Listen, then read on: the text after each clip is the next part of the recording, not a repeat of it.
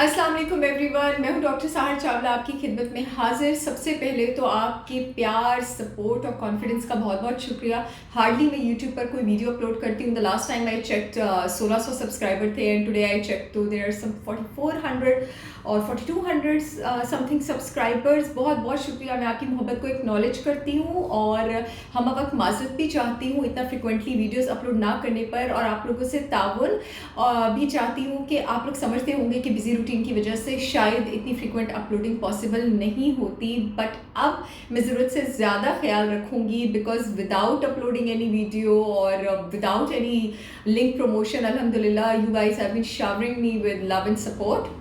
So something that I was really keen to talk about and I was waiting that if I'm able to squeeze even a little bit of time I'll talk about it, are the probiotics. Now probiotics आपके पास हैं क्या? Those who have even थोड़ा बहुत भी even a little bit of knowledge, okay I'll switch to Urdu now because I love all of my audience and majority of us are more comfortable with Urdu. हमारे पास हमेशा hot topic, ठीक है, हमारे पास ये जिन लोगों को ज़रा सा भी नॉलेज है न्यूट्रिशन को लेकर, स्पेशली डाइजेस्टिव हेल्थ को लेकर, इम्यूनिटी को लेकर, उनके लिए आपके पास गट हेल्थ और प्रोबायोटिक्स हमेशा एक हॉट टॉपिक रहेगा। They are the forgotten organ, ठीक है।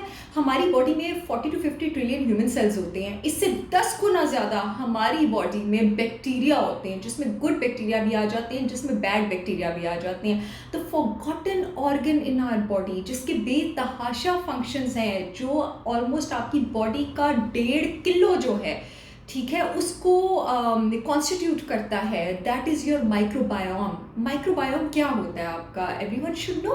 Microbiome is an ecosystem of bacteria, fungi, yeast and different micro organisms in our body. Sorry फिर इंग्लिश में बात कर रही हूँ, जो कि हमारे सर्वाइवल के लिए, हमारी ज़िंदगी के लिए, हमारी सेहत के लिए, हमारी बॉडी के फंक्शंस के लिए बहुत ज़रूरी है। मैं इसको फॉरगॉटन ऑर्गन क्यों कह रही हूँ? वो चीज़ जो मेरे दिमाग के फंक्शन के लिए भी ज़रूरी है, वो चीज़ जो मेरी इम्यूनिटी के लिए, मेरी क़ुव्वत मुदाफ़त के लिए ज़रूरी है, जिसने मुझे सारी ज़िंदगी बचाना है जरासीम से, अंदरूनी मसाइल से और बाहर के मसाइल से, वो चीज़ जो कि मेरे हाजमे के सिस्टम के लिए ज़रूरी है, वो चीज़ जो कि मेरी बॉडी से टॉक्सिन्स को फ्लश आउट करने के लिए ज़रूरी है, वो चीज़ जो मेरी हार्ट की हेल्थ के लिए ज़रूरी है, मैं उसको फॉरगॉटन ऑर्गन क्यों ना कहूँ और मैं उसकी इंपॉर्टेंस के बारे में बात क्यों ना करूँ? यहाँ से हम आगे चलते हैं। जिस तरह हमारी बॉडी में बैड बैक्टीरिया होते हैं, ठीक है, उसी तरह हमारी बॉडी में गुड बैक्टीरिया भी होते हैं। इसमें से जो गुड बैक्टीरिया होते हैं, जिसके फंक्शन हमारी बॉडी में बेतहाशा है, उनको हम प्रोबायोटिक्स कहते हैं। Over the passage of time, चाहे आप बीमारियों का शिकार होते हैं या नहीं होते हैं, इन गुड बैक्टीरिया का जो लेवल है, अगर बीमारियाँ होती हैं, डिजीज़ होते हैं, तो ख़ास करके वो डिजीज़ जो कि आपके इम्यून सिस्टम को अटैक करते हैं, तो इनका लेवल मज़ीद कम होना शुरू हो जाता है। और अगर नहीं भी होते हैं तो भी over the period of time ये एग्जॉस्ट होते हैं अपने फंक्शंस करके और इनका फंक्शन कम होना शुरू हो जाता है। तो अपनी ग़िज़ा में वो चीज़ें इंक्लूड करना ज़रूरी हैं जो कि आपको प्रोबायोटिक्स दें। और प्रोबायोटिक्स क्योंकि आपकी बॉडी के इतने फंक्शंस परफॉर्म करते हैं और वो इतने सारे महाजों पर लड़ रहे होते हैं, तो उनको सप्लीमेंट से लेना भी ज़रूरी है। अब आप किन चीज़ों से अपनी बॉडी का जो माइक्रोबायोम है उसको डैमेज करते हैं, उसको हर्ट करते हैं? सबसे पहले आप जो स्ट्रेस लेते हैं, ठीक है, स्ट्रेस जो है वो आपकी बॉडी के गुड बैक्टीरियल बैलेंस को बहुत बुरी तरह अफेक्ट करता है। नंबर 2, आपकी जो स्लीप हाइजीन है, आपकी जो स्लीप वेक साइकिल है, जी हाँ, आपके जो बॉडी के बैक्टीरिया होते हैं, one thing that I always say, you are not what you eat, you are what your bacteria eat, ठीक है।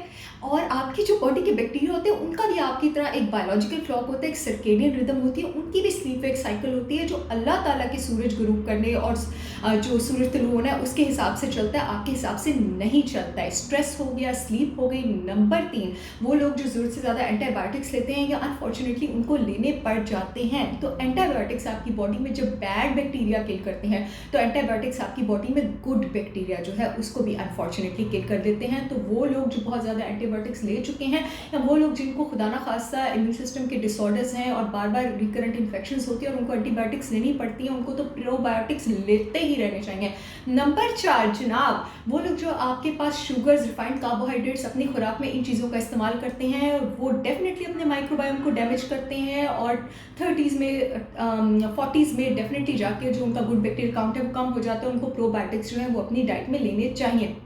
प्रोबायोटिक्स आपके पास सबने सुना होगा दही में बहुत ज़्यादा प्रोबायोटिक्स हैं। बिल्कुल दही में प्रोबायोटिक्स हैं, बट दही is not a sufficient source for probiotics. आपके पास बहुत सारे फर्मेंटेड वेजिटेबल्स हैं जो प्रोबायोटिक्स का बहुत अच्छा सोर्स है। सोर्सेज के बारे में मैं आगे जाके बात करूंगी, लेकिन मैं इतना बता दूं कि प्रोबायोटिक्स के नेचुरल सोर्सेज जो हैं बॉडी उनको बहुत ज़्यादा बर्दाश्त नहीं करती है, ठीक है। इसे it is probiotics are a safe supplement. It is मैं इसका यूज़ बहुत ज़्यादा रिकमेंड करती हूँ, और वीडियो आज बनाने का मकसद भी है, मैं इसका यूज़ बहुत ज़्यादा जस्टिफाई भी करती हूँ। They are generally a safe supplement. It is a good thing to include probiotic supplements in your diet, because all of us, हम में से बहुत सारे लोग जो है वो फर्मेंटेड खानों को टॉलरेट नहीं कर सकते, और मोर ओवर हमारे पास बहुत सारे ऐसे खानों में जिनमें हमारे पास प्रोबायोटिक्स होते हैं, वो जब स्टमक से गुजरते हैं, ठीक है, तो स्टमक का एसिड उनको डिस्ट्रॉय कर देता है। वो प्रोबायोटिक्स छोटी आंत और बड़ी आंत, स्मॉल और लार्ज इंटेस्टाइन में नहीं पहुंच पाते, जहां पर जाके उन्होंने न्यूट्रिएंट एब्जॉर्ब करने का फंक्शन, इम्यून सिस्टम तेज करने का फंक्शन, टॉक्सिन्स को फ्लश आउट यानी जिस्म से खारिज करने का जो फंक्शन है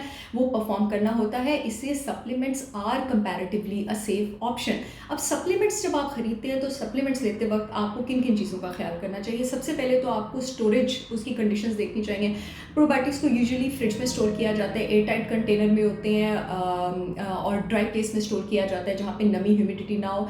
मोर ओवर आपको उसकी एक्सपायरी डेट कोई भी सप्लीमेंट लेते हुए देखनी चाहिए। आपको एक चीज़ देखनी चाहिए प्रोबायोटिक्स पर, CFUs, कॉलोनी फॉर्मिंग यूनिट्स।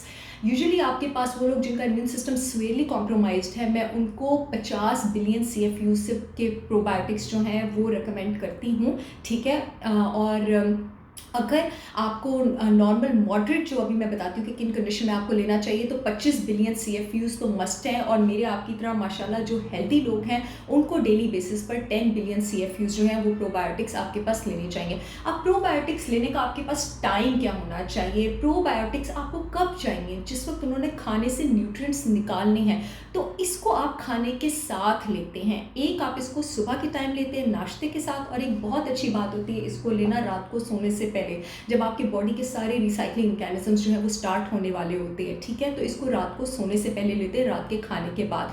अब जो खाने के आप बिल्कुल साथ भी ले सकते हैं, या तो खाने से 20-30 मिनट पहले भी ले सकते हैं, 20-30 मिनट बाद भी ले सकते हैं। उसकी वजह क्या है कि हमें प्रोबायोटिक तभी चाहिए जब हम खाना ले रहे हैं, ताकि वो खाने में से न्यूट्रिएंट्स निकाल सके बड़ी आंत में जाके। और दूसरा, खाना भी हमारे पास प्रोबायोटिक जो है उसको प्रोटेक्ट करता है। और किस तरह प्रोटेक्ट करता है कि जो स्टमक है, जो मैदा है, उसने जो तेज़ाब प्रोड्यूस करना है, वो प्रोबायोटिक को डिस्ट्रॉय नहीं करने देता, और वो हमारी बड़ी आंत में पहुंच जाता है, जहां पर वो नंबर में इंक्रीज करता है, मल्टीप्लाई करता है, और हमारी बॉडी को तवानाई पहुंचाता है।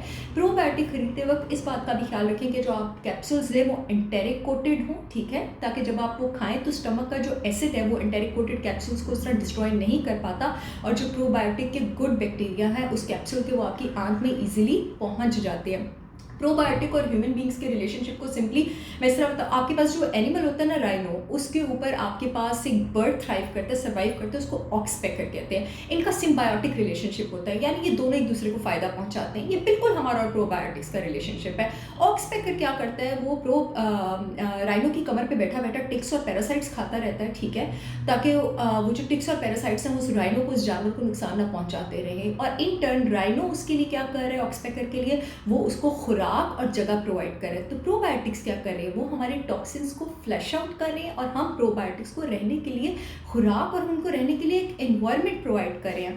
अब आपके पास क्या इंडिकेशंस है, कौन से लोग हैं आपके पास जिनको आपके पास प्रोबायोटिक्स लेने की ज़रूरत है और उनके लिए मैंडेटरी होता है? नंबर 1, वो लोग जिनको ट्रैवलर्स डायरिया होता है। नंबर 2, जिनको एंटीबायोटिक एसोसिएटेड डायरिया होता है। नंबर 3, जो बहुत अरसा एंटीबायोटिक्स ले चुके हैं। जब आप बहुत अरसा एंटीबायोटिक लेते हैं, आपकी बॉडी में गुड बैक्टीरिया के साथ साथ गुड फंजाई जो हैं, गुड यीस्ट जो हैं, वो भी मर जाते हैं, और as a retaliation, as a reaction उनकी ओवर ग्रोथ उन जगहों पर हो सकती है जिन जगहों पर ज़रूरी नहीं है। वो आपकी ओरल कैविटी भी हो सकती है, आपका स्कैल्प भी हो सकता है, आपकी फेस की स्किन भी हो सकती है। तो जो लोग बहुत एंटीबायोटिक्स ले चुके हैं उनको भी लेना चाहिए। वो लोग जिनको फ्रीक्वेंट बुखार, जुकाम, खांसी, उनको पता होता है कि इम्यून सिस्टम वीक है, उनको लेना चाहिए। जिनको फ्रीक्वेंट फंगल इन्फेक्शंस रहती हैं, याद रखें कि अगर आपको फ्रीक्वेंट फंगल इन्फेक्शंस रहती हैं तो there is a high chance कि आपकी बॉडी का बैक्टीरिया जो है वो अच्छा नहीं है। वो सारे लोग जो इन्फ्लेमेटरी बाउल डिजीज़ के पेशेंट्स हैं, इन्फ्लेमेटरी बाउल डिजीज़ पे डिटेल वीडियोस करूँगी 5-6 सीरीज़ में, जिनको जो भी गैस्ट्रिक डिसऑर्डर्स हैं आपके पास, ठीक है, क्योंकि जो प्रोबायोटिक्स हैं आपके पास वो फाइबर डाइजेस्ट करते हैं आपकी खुराक का, क्योंकि फाइबर के डाइजेशन के एंजाइम्स हमारी बॉडी में प्रेजेंट नहीं होते हैं। तो आपके पास जब फाइबर की डाइजेशन जो है, जो फाइबर कॉन्टेंट है वो जब इम्पेयर्ड होता है, तो आपके पास GI डिसऑर्डर्स भी होते हैं, ठीक है। तो उन लोगों को प्रोबायोटिक्स हमारे पास लेने चाहिए ताकि फाइबर डाइजेशन में वो हेल्प करें, ताकि उनको गैस ना हो, ब्लोटिंग ना हो, डायरिया ना हो। जिन लोगों को कॉन्स्टिपेशन रहता है, जिन लोगों को हेमराइड्स बवासीर की शिकायत है, उनको भी इस्तेमाल करने चाहिए। जिन लोगों को बैड बॉडी ओडर का प्रॉब्लम है, बैड बॉडी ओडर भी बॉडी में बैड बैक्टीरिया की ओवरग्रोथ की वजह से हो सकती है, प्रोबायोटिक्स उन लोगों को भी लेनी चाहिए। जिन लोगों को हेलिटोसिस यानी मुंह की बदबू की शिकायत है, उन लोगों को भी आपके पास लेनी चाहिए। इन जनरल आपको डिटॉक्सिफिकेशन के लिए भी लेने चाहिए। जिन लोगों को फूड एलर्जीज का प्रॉब्लम है उनको भी लेने चाहिए, और जिनको किसी भी किस्म की स्किन एलर्जीज हैं जिसमें एक्जिमा, स्किन रैशेस, ये सब कुछ आ जाता है, उनको भी लेने चाहिए। जिन लोगों को कोई भी ऑटो इम्यून डिसऑर्डर्स हैं जिसमें आपके पास आर्थराइटिस प्रॉब्लम आ जाता है, हाशिमोटोस थायराइडिस आ जाता है, एनी ऑटो इम्यून डिजीज़, क्योंकि हमारी बॉडी के इम्यून सिस्टम को रेगुलेट करते हैं, उनको भी लेने चाहिए। डायबिटीज़ के मरीज़ को भी लेने चाहिए, क्योंकि जो आपके प्रोबायोटिक्स होते हैं वो बॉडी में इंसुलिन सेंसिटिविटी बढ़ाते हैं, इंसुलिन रेजिस्टेंस कम करते हैं, ब्लड शुगर के जो लेवल्स हैं उनको कम करते हैं। तो इसलिए आपके पास जो डायबिटीज़ के पेशेंट्स हैं उनको भी लेने चाहिए। प्रोबायोटिक्स आपके पास उन लोगों को भी लेने चाहिए जो हार्ट पेशेंट्स हैं, क्योंकि ये आपके पास कुछ हार्ट हेल्दी वाइटामिन बनाते हैं, जिसमें आपके पास विटामिन B2 आ जाता है, विटामिन B12 आ जाता है, विटामिन K आ जाता है आपके पास। और विटामिन के आपके पास क्या करता है, ये हमारे जिस्म की हड्डियों में कैल्शियम को तो डिस्ट्रीब्यूट करता ही है, ये हमारी ब्लड की जो आर्टरीज होती हैं, ठीक है, जो शरियानें होती हैं, उसमें कैल्शियम के क्लॉग्स, उसके डिपॉजिट्स नहीं बनने देता। तो जब विटामिन के हमारी बॉडी में ठीक तरह नहीं बनेगा, जो कि प्रोबायोटिक्स करते हैं, तो आर्टरीज में क्लॉट्स और डिपॉजिट्स जो है वो होना शुरू हो जाएंगे। तो इस वजह से हार्ट अटैक्स हो सकते हैं, इस वजह से स्ट्रोक्स हो सकते हैं। एक चीज़ होती है जनाब, गट ब्रेन एक्सेस, ठीक है। आपका जो फीटल स्टेज में, यानी जिस वक्त एम्ब्रियो बन रहा होता है, माँ की कोख में जब बच्चा पल रहा होता है, ठीक है, तो जो आपका ब्रेन है और जो आपका GIT है वो साथ साथ डेवलप हो रहा होता है। यहाँ तक कि हमारा जो गट है, इसमें हमारे स्पाइनल कॉलम से ज़्यादा नर्व्स होती हैं। हमारे बैक्टीरिया हमारे मूड को, हमारी एंग्जाइटी को, हमारी स्ट्रेस को, हमारी डिप्रेशन को कंट्रोल करते हैं। यहाँ तक कि ऑटिज़म, इस डिजीज़ से बहुत लोग वाकिफ़ हैं। अभी रिसेंट रिसर्चेज हो गई हैं कि कुछ ऑटिस्टिक बच्चों में कुछ ख़ास प्रोबायोटिक स्ट्रेन्स जो हैं उसकी कमी भी देखी गई है। मोर ओवर, प्रोबायोटिक आपके पास अमाइनो एसिड बनाते हैं, जो कि प्रोटीन का इंपॉर्टेंट कंपोनेंट होता है।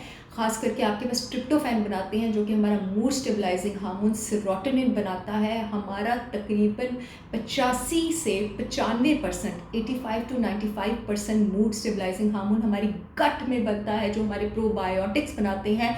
तो क्या पता अगर आपका बुरा मूड रहता है और आप प्रोबायोटिक्स लेना शुरू कर दें, तो एकदम आपको दुनिया जो है वो 3D सेक्शन में, वर्ल्ड जो है, बल्कि क्या आपको 3D व्यू आना शुरू हो जाए। तो उन लोगों को भी आपके पास जो है वो प्रोबायोटिक्स का इस्तेमाल करना चाहिए। इम्यून सिस्टम तो आपका तेज़ करते ही हैं, आपकी बॉडी से टॉक्सिन्स को निकाल देते हैं। वो सारे लोग जिनको एलर्जीज है उनको मैं इसलिए एडवोकेट कर रही हूँ प्रोबायोटिक्स का यूज़, क्योंकि एलर्जीज जिन लोगों को होती है उसमें मोस्टली लीकी गट का प्रॉब्लम होता है। ये जो प्रोबायोटिक्स होते हैं ना, ये आपकी इंटेस्टाइन की जो दीवार होती है उसकी इंटेग्रिटी को मेनटेन करके रखते हैं। अदरवाइज़ वो लोग जिनमें प्रॉब्लम होते हैं, उनके इंटेस्टाइन में होल्स होते हैं, उनके प्रोबायोटिक्स अच्छे नहीं होते, उनके इंटेस्टाइन में होल्स हो सकते हैं। तो न्यूट्रिएंट्स जो हैं, खाने के अच्छे अज्जा बगैर ठीक तरह एब्जॉर्ब हुए, या वो अज्जा जिन्होंने खारिज होना था वो डायरेक्टली ब्लड में चले जाते हैं और एलर्जीज इंक्रीज़ करते हैं। इससे बहुत सारे लोग जिनको एक्नी का, रैशेस का, एक्जिमा का प्रॉब्लम होता है, जब मैं उनको प्रोबायोटिक्स प्रिस्क्राइब करती हूँ तो 15 डेज़ बाद वो अपने बिफोर और आफ्टर की पिक्चर्स देखते हैं। उसमें इतना डिफरेंस इसलिए होता है क्योंकि उनको सिर्फ गट हेल्थ की रेस्टोरेशन की ज़रूरत होती है। तो इन शॉर्ट, प्रोबायोटिक्स आपके इम्यून सिस्टम में भी इन्वॉल्व है, डिटॉक्सिफिकेशन में भी इन्वॉल्व है, फूड एलर्जीज में भी इन्वॉल्व है, हाइपरटेंशन के पेशेंट्स को भी लेने चाहिए, डायबिटीज़ के पेशेंट्स को भी लेने चाहिए। हर वो इंसान जिसको एंटीबायोटिक का यूज़ बहुत ज़्यादा है, डायरिया का प्रॉब्लम रहता है, GI डिसऑर्डर्स रहते हैं, मूड डिसऑर्डर्स रहते हैं, बीमार बहुत ज़्यादा रहते हैं, इसके मैंने आपको सप्लीमेंट्स को सिलेक्ट किस तरह करना है ये भी बता दिया है। फूड सोर्सेज पर इंशाल्लाह फिर हम एक और वीडियो में बात करेंगे, क्योंकि अब मैंने सोचा है कि मैं इतनी लंबी वीडियोस नहीं बनाऊंगी। उम्मीद है ये वीडियो आपके काम आएगी। Probiotics are safe supplement, please इसको अपनी खुराक का हिस्सा बनाएं। मैं भी दिन में 2 खाती हूँ। आपसे इंशाल्लाह बहुत जल्द मुलाकात होगी। अल्लाह हाफ़िज़।